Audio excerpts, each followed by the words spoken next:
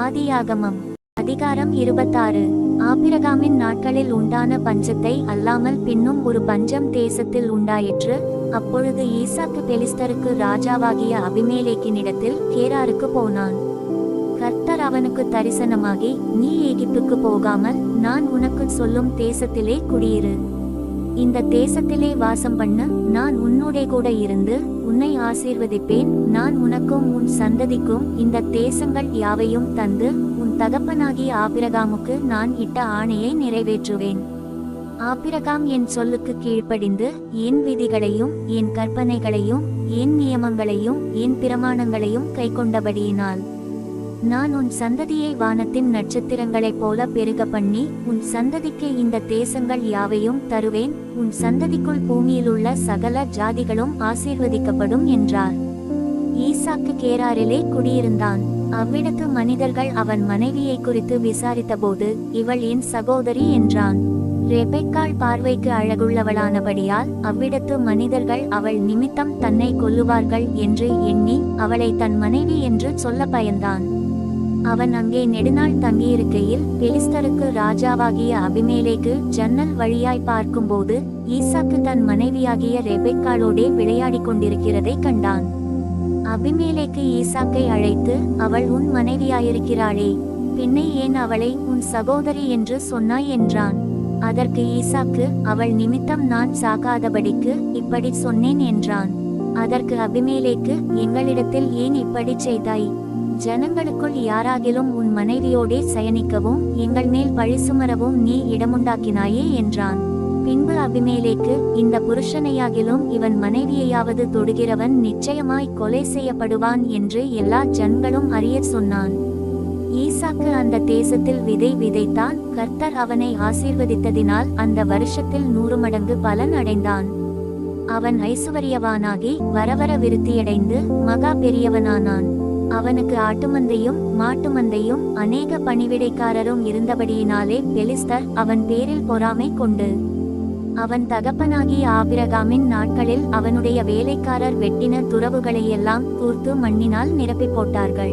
அபிமெலேக்கு ஈசாக்கை நோக்கி, நீ எங்களை விட்டு போய்விடு, எங்களை பார்க்கிலும் மிகவும் பலத்தவனானாய் என்றான்.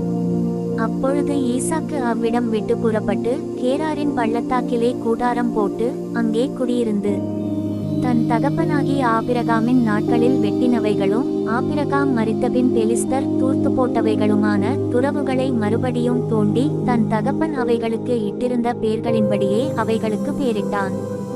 ஈசாக்குடைய வேலைக்காரர் பள்ளத்தாக்கிலே வெட்டி அங்கே சுரக்கும் நீரூற்றை கண்டார்கள். கேராரூர் மேய்ப்பர் இந்த தண்ணீர் தங்களுடையது என்று சொல்லி ஈசாக்குடைய மேய்ப்பருடனே வாக்குவாதம் பண்ணினார்கள். அவர்கள் தன்னோடே வாக்குவாதம் பண்ணினபடியால் அந்த துறவுக்கு ஏசேக்கு என்று பெயரிட்டான். வேறொரு துறவை வெட்டினார்கள், அதை குறித்தும் வாக்குவாதம் பண்ணினார்கள். ஆகையால் அதற்கு சித்னா என்று பெயரிட்டான். பின்பு அவ்விடம் விட்டு பெயர்ந்து போய் வேறொரு துறவை வெட்டினான். அதை குறித்து அவர்கள் வாக்குவாதம் பண்ணவில்லை. அப்பொழுது அவன், நாம் தேசத்தில் பலுகும்படிக்கு இப்பொழுது கர்த்தர் நமக்கு இடம் உண்டாக்கினார் என்று சொல்லி அதற்கு ரெகோபோத் என்று பெயரிட்டான்.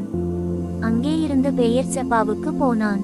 அன்று ராத்திரியிலே கர்த்தர் அவனுக்கு தரிசனமாகி, நான் உன் தகப்பனாகிய ஆபிரகாமுடைய தேவன், பயப்படாதே, நான் உன்னோடே கூட இருந்து என் ஊழியக்காரனாகிய ஆபிரகாமி நிமித்தம் உன்னை ஆசீர்வதித்து உன் சந்ததியை பெருக பண்ணுவேன் என்றார். அங்கே அவன் ஒரு பலிபீடத்தை கட்டி கர்த்தருடைய நாமத்தை தொழுது கொண்டு அங்கே தன் கூடாரத்தை போட்டான்.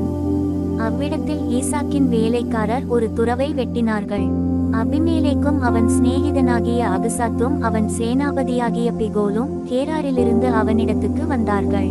அப்பொழுது ஈசாக்கு அவர்களை நோக்கி, ஏன் என்னிடத்தில் வந்தீர்கள்? நீங்கள் என்னை பகைத்து என்னை உங்களிடத்தில் இராதபடிக்கு துரத்திவிட்டீர்களே என்றான். அதற்கு அவர்கள், நிச்சயமாய் கர்த்தர் உம்மோடே கூட இருக்கிறார் என்று கண்டோம். ஆகையால் எங்களுக்கும் உமக்கும் ஒரு ஆணை ஏற்பாடு உண்டாக வேண்டும் என்று நாங்கள் நிர்ணயம் பண்ணினோம். நாங்கள் உம்மை தொடாமல் நன்மையையே உமக்கு செய்து உம்மை சமாதானத்தோடே அனுப்பிவிட்டது போல நீரும் எங்களுக்கு தீங்கு செய்யாதபடிக்கு உம்மோடே உடன்படிக்கை பண்ணிக்கொள்ள வந்தோம். நீர் கர்த்தரால் ஆசீர்வதிக்கப்பட்டவராமே என்றார்கள். அவன் அவர்களுக்கு விருந்து பண்ணினான். அவர்கள் புசித்து குடித்தார்கள். அதிகாலையில் எழுந்து ஒருவருக்கொருவர் ஆணையிட்டுக் கொண்டார்கள். பின்பு ஈசாக்கு அவர்களை அனுப்பிவிட்டான். அவர்கள் அவனிடத்திலிருந்து சமாதானத்தோடே போய்விட்டார்கள். அந்நாளில்தானே ஈசாக்கின் வேலைக்காரர் வந்து தாங்கள் துறவு வெட்டின செய்தியை அவனுக்கு அறிவித்து தண்ணீர் கண்டோம் என்றார்கள். அதற்கு சேபா என்று பெயரிட்டான். ஆகையால் அந்த ஊரின் பேர் இந்நாள் வரைக்கும் பெயர் செபா என்னப்படுகிறது.